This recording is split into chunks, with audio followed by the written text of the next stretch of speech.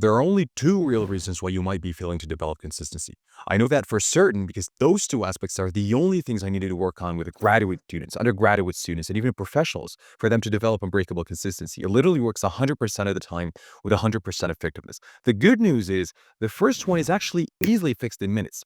The second one, not so much, but still fixable. But I'm not here to give you generic advice like just use the Pomodoro technique or time block or use the 2 minute rule or use a habit tracker. All of that is bullshit you've heard a million times that it hasn't helped you. What I want to give you is a clear framework of two aspects that you can fix to guarantee deep consistency and true progress. With the first reason why you fail being, you have a twisted perception of consistency. You see, media around you, from YouTube videos to motivational speeches to movies even, portray consistency as this sudden shift in which you go from below zero to suddenly being very productive and very disciplined. This feels good to consume and it appeals to us because it suffices that instant gratification we're looking for, but the problem is that this never happens in reality. It never works like this. Never. In fact, if anything, trying to force it in that way does the absolute opposite. When you're in a rut, doom scrolling and procrastinating all day, and you get a burst of motivation watching one of those YouTube videos, for example, you immediately project a comeback in which you pursue all of your goals together. You actually build resolve, and you do pick back up on your goals with resolve of steel and say, we're so back. But this lasts for a few days or weeks maximum. You then start dropping these new habits one by one until you're back to your exact same rut, if not worse. You get disappointed and guilty, and you want to make up for it. So you eventually rebuild motivation and try to make a more severe transformation to make up for that shame and regret. And guess what happens? The cycle repeats itself. The thing is, media around you caters to this desperate need to make that comeback in a minute, but I'll have to be harsh on you. You're never going to make that insane transformation. Not like that. I know this stings to hear, but it's also liberating.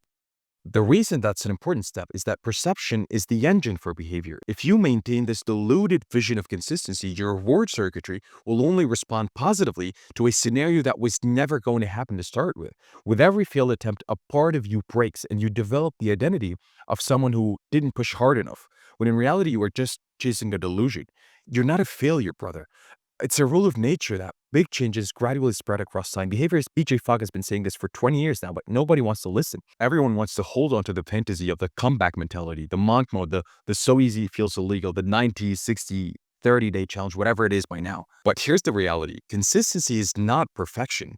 Consistency is not a binary transformation where you go from zero to a perfectly consistent guru. It's very boring, mediocre, and gradual. As an example, right now, I'm consistent with my YouTube channel and reading, moderately consistent with working out, but my sleep is messed up and I barely go out with my friends. And I understand that this still counts as progress. I'm making progress. I'm doing something. They'll never align perfectly. That stings a bit at the beginning, but eventually it's so liberating. Here are the actual steps you can take to make that change. First off, you need to internalize this refined perception of consistency. Swallow your ego and be humble with your goals. Work on one goal at a time. Don't force a movie comeback. If you have multiple goals, pick one goal and work on that. And then once it becomes an autopilot, stay tuned because I'll tell you in a minute how to do that exactly, how to work on your goals on autopilot. But anyway, once you do that, you can then start stacking your other goals.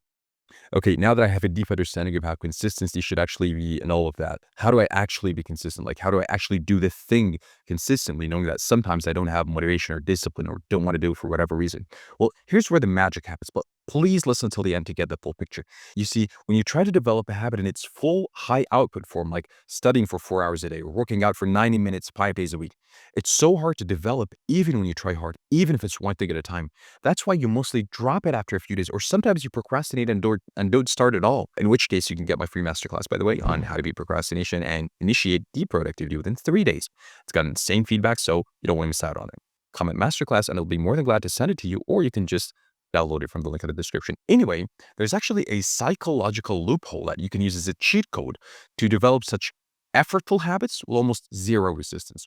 This one technique helped Gokul go from one study session every now and then to daily studying religiously, or Lily go from cramming before finals to consistently studying for 5+ hours a day while effectively managing her personal goals on the side. And that technique is what I call the liquid minimum viable goal. You see, seeing habits as this binary action which you either do fully or not do at all is very harmful in the exact same way that black and white perception of consistency is harmful. When you develop a habit, you must set what behaviorist BJ Fogg calls a minimum viable goal. Make it so easy to do with so little resistance that you won't be needing any discipline, motivation, or energy to maintain it. Essentially, consistently studying for 5 minutes a day, reading 1 page a day, working out for 10 minutes a day, you name it, the tiny version of the main habit. Now, I know what you're thinking right now. Oh, come on, this again. I've heard that a million times already. I just initiate because the hardest part is starting and then I'll have no trouble continuing, right? No, no, no, no, no, not at all. I don't mean that you should trick your brain into working for hours by saying, I'll just start for a few minutes, which, by the way, doesn't work. There's no such thing as trick your brain. Your brain is literally you. Anyway, what I'm talking about is something so much deeper than that. You see, developing a habit in its full form, as we said, is never a smooth, direct process. That's why in the model I use, I separate consistency as a different stage than output. You have to build that baseline consistency first before you proceed to the high output full form of the habit. Because as we said, shooting for that end goal form of the habit right away has so much resistance, so we mostly fail to maintain it. What people don't know is that dedicating a stage of minimal consistency before that engages three engines that do the work for you, essentially easing you into high output without you feeling it. You don't want to be executing, but forgetting those powerful engines on the side. So let me tell you about the three engines first, and then I'll discuss exactly how to activate each. The first one is identity-based habit formation. There's a recent surge in the productivity space about identity shift and how action simply follows identity, and that's indeed true. Changing your identity is an insanely powerful driver of achieving your goals because it effortlessly has all your executive power engage on its own to reinforce that identity. The problem is that there's never really a solid, visible framework on how to make that identity shift. People slop it around as the solution to all your problems, but nobody gives you a science-based guide on how to actually achieve that. Although it's simple, it's through small, repeated action with explicit consolidation. Small, repetitive behavior or small, repeated action, as in the minimum viable goal, repeated over time. Not doing the thing once for 10 hours, that doesn't count. It's small, repetitive behavior. And explicit consolidation is in actively labeling yourself as consistent while you're being consistent. You look back on 2 months, a month, maybe even a few weeks, and you are objectively consistent. This produces an identity shift that, although not massive, is real. And you can build on top of it because it makes consistency itself easier, which makes the identity engine stronger, which makes consistency easier, and so on. See where we're going? It's a self-reinforcing loop. And that loop eases future output and gradually drifts into it. Oh, I see. That's how minimal consistency is a zero resistance pathway to developing massive habits. Well, that is only one engine. The second engine is neural strengthening of the action as a habit. Again, you've heard about habits everywhere, right?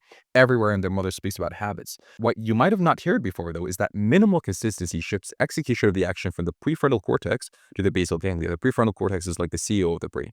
It's the main executive and is what you use when you're first developing a new habit, right? Like trying to brush your teeth with your left hand for the first time.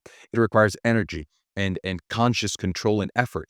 The basal ganglia, however, contains the automatic agent of the brain, so where resistance disappears. Habit loops and cue-based cycles and all of that habit stuff is here. Now, guess what makes this shift from the prefrontal cortex to the basal ganglia?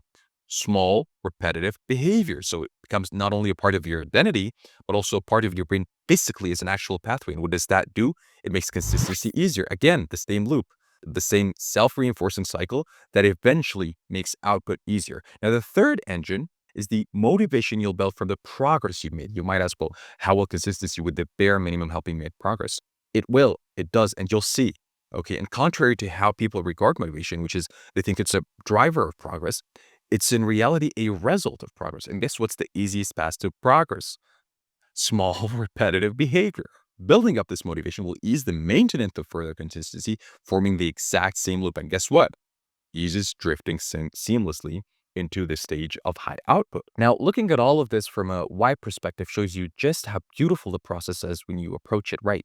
You get to develop high output forms of the habit of your dream goals through a sneaky glitch of low resistance. You develop consistency not for the progress itself, but as a station to solidify before seamlessly flowing into high output. So consistency itself has to be your goal in itself, not the progress, not the outcome. And hopefully this is now easier to do because you understand the value of that station. And that's the beauty of productivity engineering instead of brute forcing.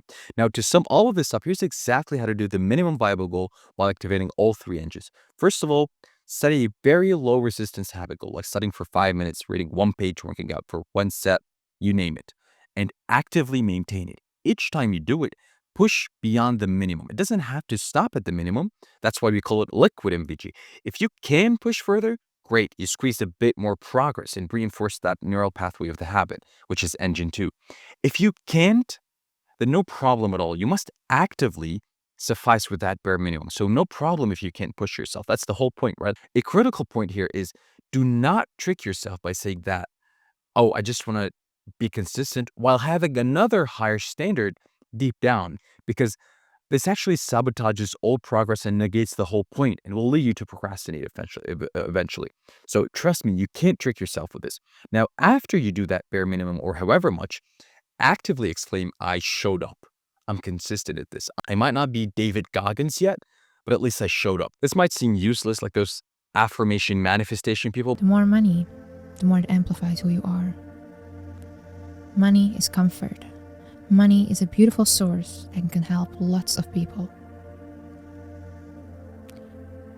I need you to realize that you deserve to live a good life filled with as much money as you desire. But this is what creates gradual identity shifting over time, activating engines 1 and 3.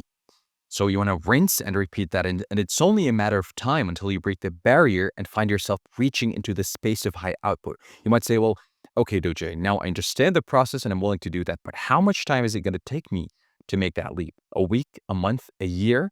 Well, there are a lot of figures out there, but the one I personally find to be the closest to accurate according to my own experience with students and such is around 66 days. And this patience is what's going to be hard to swallow for a lot of people, and is the reason I told you at the beginning of the video. First one is actually easily fixed in minutes. The second one, not so much, but still fixable. It's hard to accept this in a world of fast food, fast delivery, fast scrolling, all of that, but it is reality. So if your ego won't let you be patient for that much and instead still wants to brute force a radical change in 1 day or 1 week or whatever, then I'm sorry, but I can't help you. Now, adding the steps of the first point as well makes this the full checklist of the 2 main steps that guarantee 100% consistency always. I challenge you to check each one of these boxes and still not be consistent. I challenge you. Finally, if your problem is with procrastination and not consistency, you can get my procrastination masterclass for free. Very powerful. Comment masterclass and I'll DM it to you, or just download it from the link in the description. Thank you so much for watching this, and I'll see you in my next video. Peace out.